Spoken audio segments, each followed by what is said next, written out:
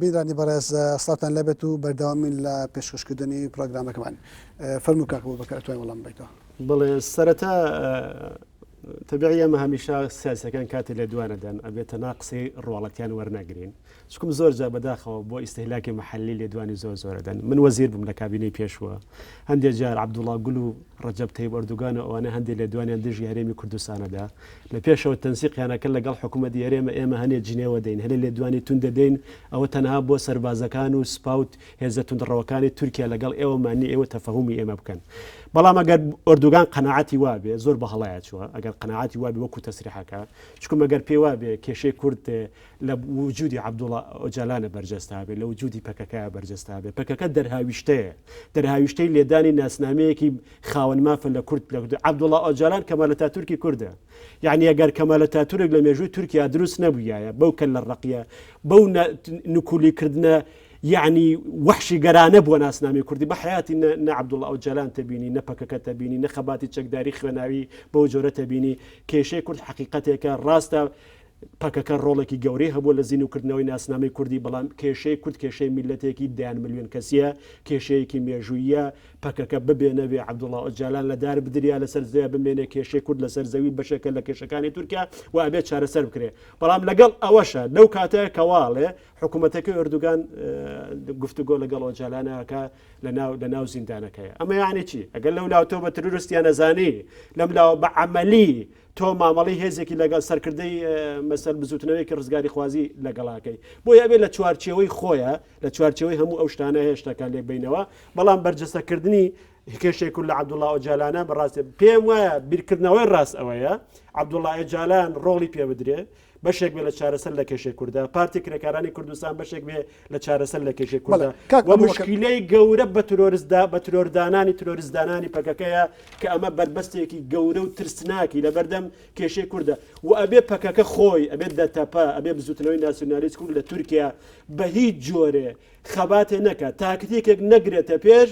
دەوڵەت یا حکوومەت بخاتە سەر کاڵکەڵەیە ئەم ناسنامە تۆخکاتەوە چکم کاڵبوونەوەی ئەم ناسنامەیە زۆر جار بە ئەمری واقع هەتا وردە لە ڕووی تۆریشەوە لاچێ یەکێکە لە پێشمەرجەکانی چارەسەربوونی کێشەی کورد لە کوردستانی تورکیا زۆر گرنگە ئەم مەسەلەیە وردە ببێتەوە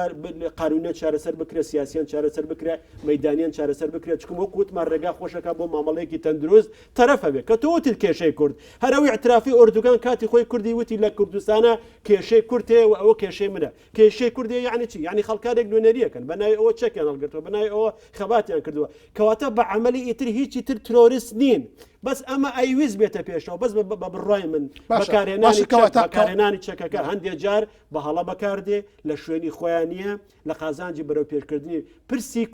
بزوتنەوەی کوردایەتیانە لە باشووری کوردستان تەبای و ناتەبایەکەش لەم بەرنامەیە ڕەنگە زیاتر لەسەر ئەو تاکتیکانە بێ لەسەر مافی کوردستانی تورکیا بەڵێ بێگومان ئەمەوێت ئەو لێ پرسیمانی ئەوەی کە کێشەی کورد ئەوەیە کە کورد لەو مەرحلەیە کەدا دوو گەشەپێدان دێتە پێشەوە و خاوەنی کۆمەڵێک ئاسۆیە بۆ چارەسەکردنی پرسی کورد و بۆ گەشەپێدانی دیموکراسی لە کۆی سیستەمە تورکیەکە بەشەوەی گشتی کورد نەیتوانی و هاوکاری ئەم سیستەمە بکە بە معنایەکی تر با پێت بڵێم چۆن لە تاکتیکی کورد ئەڕوانی بۆ بەرەو پێشچنی مەفا نەتەوایەتەکانی کورد بە بڕای من کۆمەڵی هەڵەی هەیە من لە باتیەوان قسە ناکەم ئەوان خاوەنی ژوار و ئازارێکی زۆرن بەڵام من وەکو چاودێری لە دوێرەوە من هەستەکەم هەنێ جار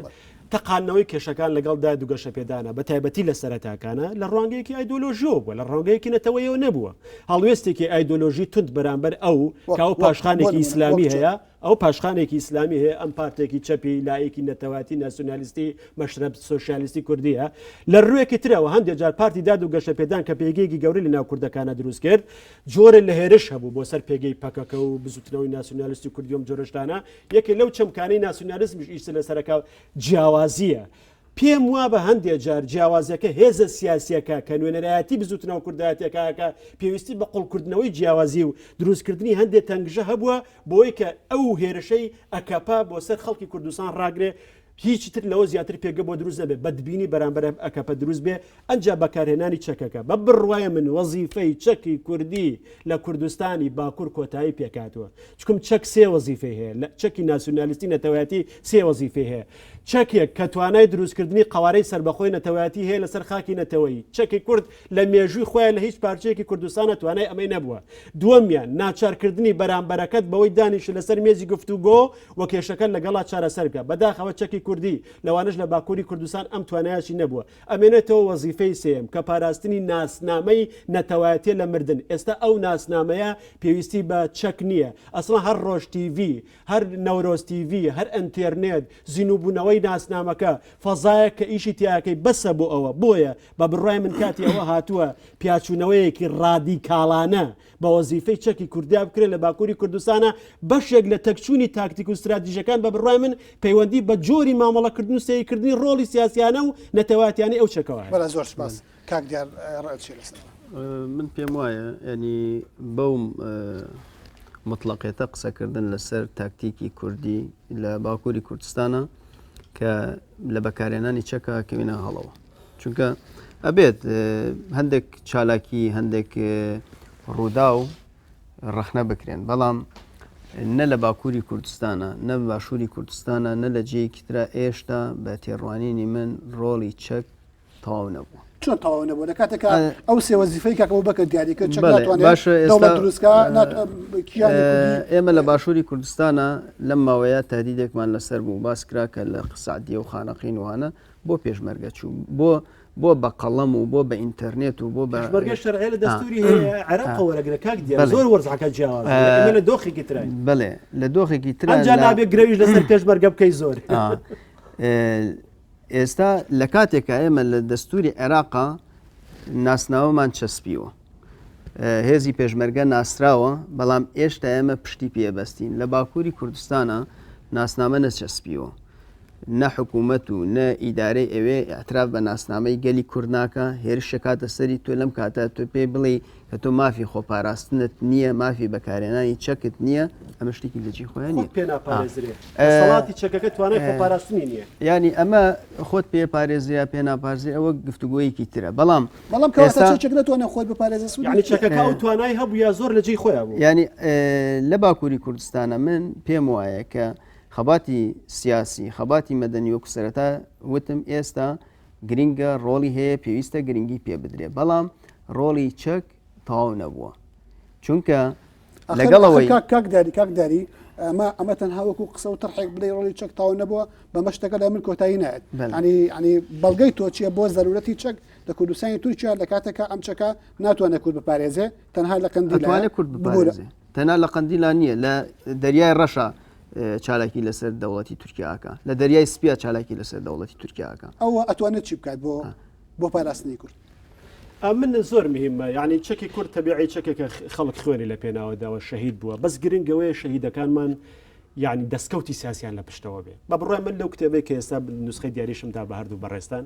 کورد پێویستی بە شەهید ماوە ئێستا بەس بە بڕای من شەهیدەکان لە قەندیل نەدرێن لە شەقامەکانی ئامەد و دیار بەکرا بدرێن کوشت خەباتی زۆری لە پێشەوە ماوە یعنی جیهانێک هەیە ئەو چەکەی تۆ بە چەکی بزوتنەوەی نەتەوایەتی ناناسێ ئەنجا ئەو چەکەی تۆ لە ناو خۆیان ئەو نەقوەتی نییە کە فشار دروستکە بۆ سەر دەوڵەتی تورکیا بە پێچوانەوە ئیستفزاز دروستەکە یعنی ئیحراجکردنی دەوڵەت دروستەکە زۆر جار ئەمە ئەبێ بەکارد بەسەر هێزە معارزەکانەوە بۆ سەر حکوومەتی ژەما قۆزێتەوە وڵامی ئەوان بێتەوە پەلەمەکە ئەم چەکە جگەلەوەی کێشە لەگەڵ هەرێمی کوردستانە دروستەکە کێشە لەگەڵ هەرێمی کوردستانە وریانەوی هێزە کوردستانەکان لەگەڵ چەکدارەکوانەی باکووری کوردستانە کێشە دروستەکە تەبیعی ئەمەش دەستکەوتێکی نەتەوەیە تۆ بتەوێت بارەگای پشتی ئەو چەکە لە ناو هەرێمی کوردستانە ئەبێ چاو لەم دەستکەوتە نەتەوەی تۆ پێتوانیە ئەو دەستکەوتانەی کە ئێستا لە باکووری کوردستان بەدی هاتووە لەوەی کە پارتێکی کوردی هەیە و ڕێگە پێدراوە لەوەی کە کورد ئەتوانێت بەشداری چاڵەکێ پەرلەمانەکان بکات لەوەی کە میدیایکی کوردی ڕێگە پێدراوە زمانێکی کوردی بە کورتی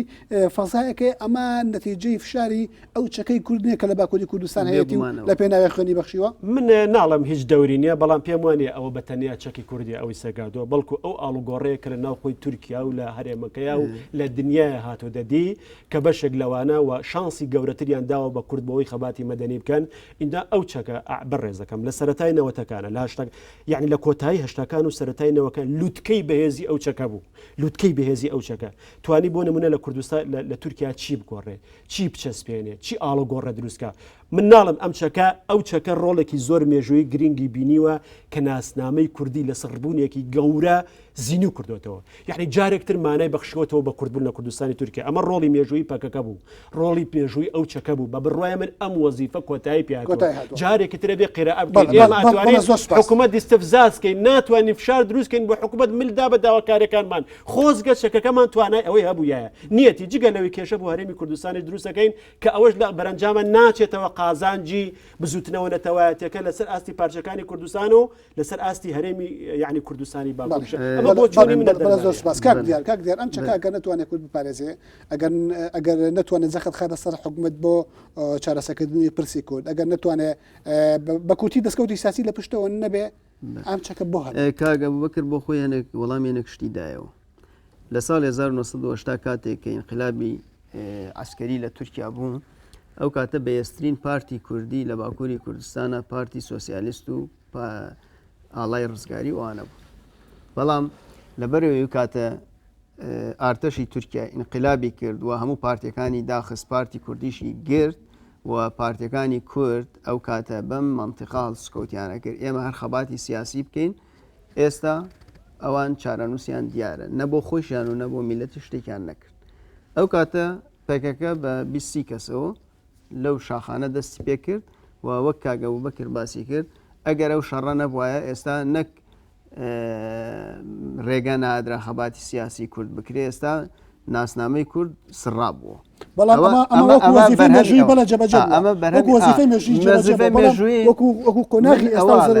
منیش ئەوواڵە مەڵم ئەو وەزیفەیە لە 84 وەزیفەی یەکەم بوو لە 93 خەباتی سیاسی و سەربازی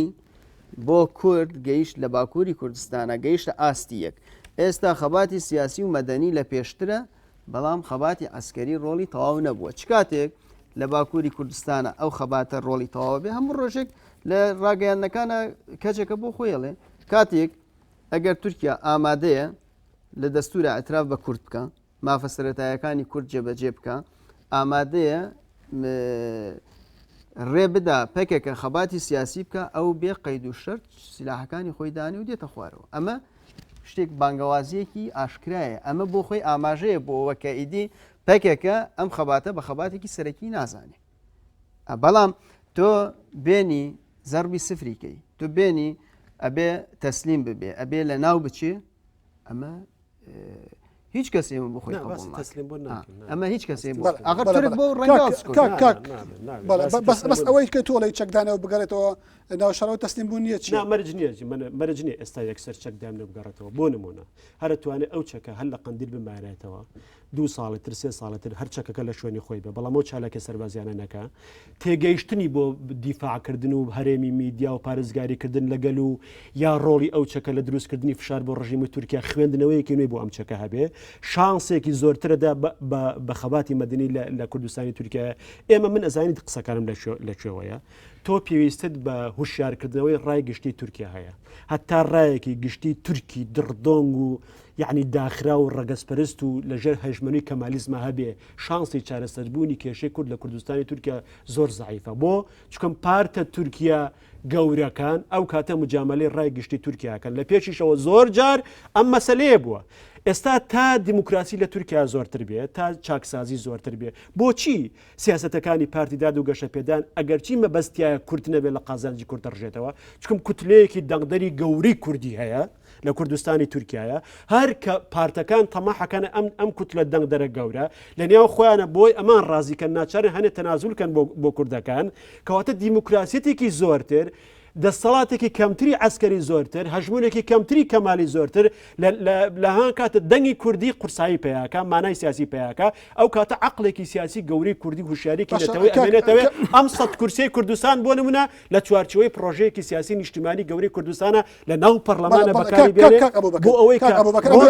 دەستکەوتی زیاتری سیاسی بەدەست مراد خەرێلان کەسی دیاری ناو پارتیکەکانی کوردستان سەبارەت بە سیاسەتی ئەکەپا ئەڵێ قسێکی مەشهوری دەڵێ ئەگەر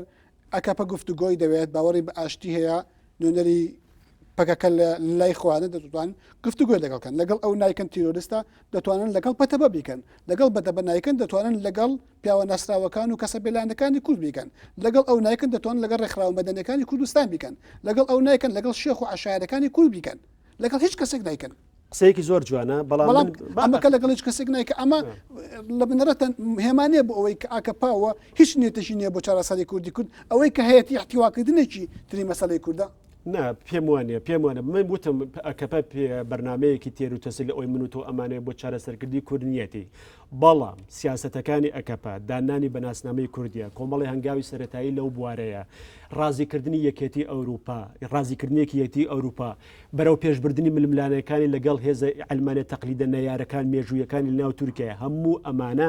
زەمینەیەکی لە بارتر و بابەتی تر ئەخەنە بەردەمی چارەسەرکردنی کێشەی کورد لە تورکیا پێم وایە سیاسەتەکانی ئەکەپا خودی چارەسەری کێشی کورد نییە بەڵکو زەمینە ئەخاتە بەردەم چارەسەری کێشەی کورد لە داهاتووە بۆیە ئەمانە هێشتا دەوڵەت بە تەواوەتی لە دەستی ئەکەپیان ڕاست ئەکەپە ڕۆژ بە ڕۆژ دەسەڵاتی زۆرترە بێ ئەنجا تەیارێکیش لە ناو ئەکەپەیە هەیە تیارێکی قومیش لە ناو ئەکەپە هەیە بەڵام ئێمە من پێم وایە ئێستا لە سەروبەندی نووسینەوەی دەستوورین لە هەموو حاڵەتێکە ئێمە هەندێک جار هەنە تەرم ئەنێرینەوە بۆ خانەوادەی هینەکان لە وڵاتەکانی خۆیانە من هەر ئەپرسیارێکم بزین ئایا ئەم مەسلەیە چەند ئەڕژێتە بەرەو پێشچوونی خەباتی ئێمە لە کوردستانی تورکایە ئایا ئێمە بەم جۆرە خەباتمان بەرە پێش دەستکەوتی زۆرترمانە بێ ئایا ئەگەر ئەو تاکتیکەی ئایا پێویستمان بە هاوپەیمانە لە ئاستی تورکیا یا پێویستمان نییە ئێماڵین کێشەی کورد بە ئاشتی چارەسەر بێ زۆر باشە بە ئاشتی چارەسەر بێ ئێمە ئەبێ لەگەڵێکە کا چارەسەریکەن هاوپەیمان هەبێت لە تورکیا باشە لە ئەکەپە ئێستا کراوەتر بەڕووی کوردیانە گریمان ئەکەپە باشترینی نێوان خراپەکانە ئەکەپە باشترینی نێوان خراپەکانە ئایا لەو کراوەتر بەسەر کێشەی کووردە لەو مەسەل ناسیۆنالیزم کاڵتر لە تورکایە بەدیلی با قسەکەم تاوکەم ئایا ئێمە سەرێستا حکوومەتەکەی ئەکەپەمان ڕوخە بەدیلی ئەکەپە ئایا دیارێکی پێشکەوتوترە ئایا کەمال کڵکشدار مەسەل مەهاپە و جەهاپە و ئەوانە کە ئێستا هەندێک لایەن کردوێتەوە بە تایبەتی پارتی گەلی کۆماری بەلای کێشەی کووردە ئایا لە بەرەنجامی ئەو بەنافەسەوە نییە کە ئەکەپە لە هەرێمی کوردستانە دروستی کردو ئەو دەنگانەی ئەکەپە لە کوردستان من لێرە دەوڵەتی تورکیا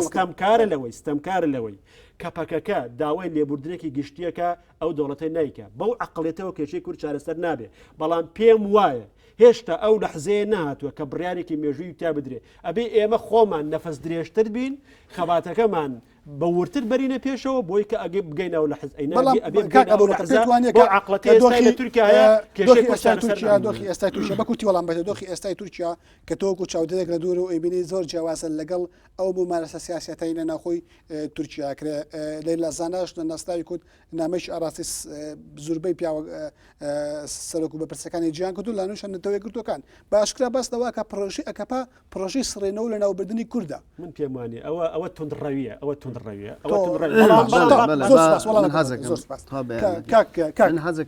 ئەتوانێت قسەی خۆت بەڵام ئایا ئەوە تونڕەویە ئەگەر پێتوا بێ ئەکەپە پرۆژەی سڕێنەوەی کوردی هەیە ینی من قسەم نەبیستوە ئەو قسەیەم نەبیستووە بەڵام ئێستا پارتی داد و گەشەپێدان و حکوومەتی تورکیا کاتێک ئێمە باس لە وەزعی کوردەکەین پێویستە مخاتەبی یەکەمی ئێمە ئەوان ئێستا لە باشووری کوردستانە کاتی ئێمە قسە لەسەر کێشەکانەکەین مخاتەبی یەکەم کێ ئەماڵێن حکوومەتە حکوومەت کێ پارتی وێکێتیە ڕخنەیەوانەکەین ئەڵێن بۆ کێشەکان چارەسەر ناکەن وایە یاننا لەبەرەوە کورد مەجبورە ئیمڕۆ لە باکووری کوردستانە مخاتەبی پارتی داد و گەشەپێدان بکە و پارتی داد و گەشەپێدانیش ئەگەرەوێ سیاسەتێکی تاکلایەنە بەڕێوە نەبا پێویستە حساب بۆ کورد بکە یعنی کێشە ئالێرایە یعنی هەندێک جار سیاسەتمەداری ئێمە لە باشووری کوردستانە ئەم لایەنە ناخوێنەوە تەنیا ئەرکی کورد ئەمەیە بیکە بەڵام ئەرکی کورد ئەمەیە بیکە من لەگەڵەوەم کورد پێویستە گرنگی بە خەباتی سیاسی زیاتر بدا مەدەنی زیاتر بدا بەڵام دوێنێ ئەوە ئەندامی ئەنجومەنی شاری هەکاری لە ڕێپێوانە بەدەستی پۆلیسی تورک کە ئاکەپە بەڕێوەیە بە کوژرا ئەندامی لە ڕێپێوانە کوژرا یعنی ئەمەی ئەکەپە نییە پۆلیس گرێدرای وەزارەتی ناوخۆی وەزارەتی ناوخۆشی حکوومەتی ئاک پارتیە لەبەرەوە ئێمە هەموو شتێک نەبەستینەوە بە عسکەرەوە ئەمە وا لە کوردەکە ئێمە بەو نەفسێتە سیر بکەین جاران لە سلێمانیە کاتێک کە ئیستیخباراتی عێراقی و ئەمنی عێراقی 4 کەسیانەگر خەڵک داوای تۆڵەسەنەوەی لە پێشمەرگە ناکرد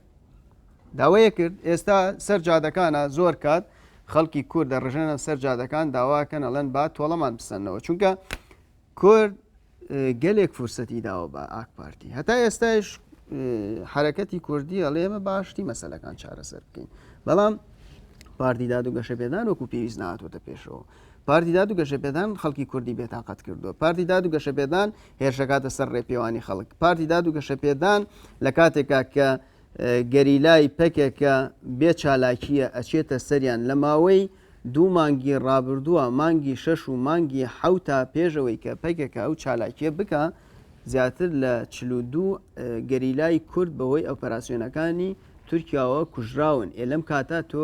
بخوازی نەخوازی هەم ئەو گەلە چاوی لەوەیە کە تۆ هەڵوێستێکت هەبێ هەمە و گەریلایش مەجبورە خۆی بپارێزێ یعنی ئەمانە هەندێک بابەتن ئێمە لە ڕوانگەی ئەوەی کە ئێستا لە باشووری کوردستانە قۆناغێکمان تێپەڕاندووە کورد لە دەستورە جێ هەیە ئیدارەی کوردی هەیە خەباتی کورد لە باشووری کوردستانە لە قۆناغێکی ترایە لەم ڕوانگەوە ئێمە سەیری باکووری کوردستانەکەین باکووری کوردستان ئێشتا قۆناغی ڕزگاری نەتەوەی تێپەڕ نەکردو ئێشتا ئەو قۆناغی تێپەڕ نەکردو کە ئاعترافی پێ بکرێت لە ڕووی دەستوریەوە کاتی ئێم قۆناغی تێپەڕ نەکردو و هێرش شەکرێتە سەریل ئەو بانگی ئاشتیەکە ئەو ئاشتی ڕاگەێنێ ئاگربەست ڕاگەێنێ من باسم کرد لە 2002ەوە کە پارتی داد و گەشەپێدان لە دەسەڵاتایە هەتاوەکو ئێستا 3 جار کورد ئاگربەستی ڕاگەیاندووە باش زۆر بەکوتی پێم بڵێ ینی ئێمە لەوەتی پەکەکە بینین و ئەردۆغانە بینین زەهێرێک سەرنجمان ڕاگەشە ئەویش ئاگربەستی یەکلانەی پێکەکەیە بە درێژایی ئەم ماوەیە پەکەکەی جار لە جۆجار تازەیە کاتە و ئەردۆغان حسابی بۆ ناکەوە هیچ هەنگاوێکی بۆم ئاشتەوایەتی نەناوە ئەوەی ئێمە دەبین بەردەوام سەرۆک شارەوانەکانی کورد لە بەردەم محکەمە ڕێزەکرێن و سادرن لەبەرەوەی بە کوردی قسان کردو لەبەرەوەی عەڵەمی کوردستان بەرز کردو لە یان باسی ئۆجالانیان کردو بە کورتی یەک زنجیرە سزای سیاسی زەبەلەح لە تورکیا بینێن بەرامبەر بە کوردەکان من زانی چی من ناڵم ئێستا سزا نییە ناڵێ مەشکەنجە نییە ناڵێ ژێر پێکردنی ماف نییە و من لە هەمان کاتاڵێم ئەکەپا بە جۆری پێویست جەری نەبوو لە بەرەو پێشبردننی ئەو سیاسەتی ناوی نابوو کرانەوەی دیموکراسی کە یەکەم جار کرانەوە بوو بەڕێی کووردە بە جۆری پێویست یعنی ئەو سیاسەتیان نەبردوتە پێش ئەمە هەموو ڕاستە بەس من ئەڵێم وەسفی واقعەکەوەکو خۆی بکەن هەندێک جار بۆ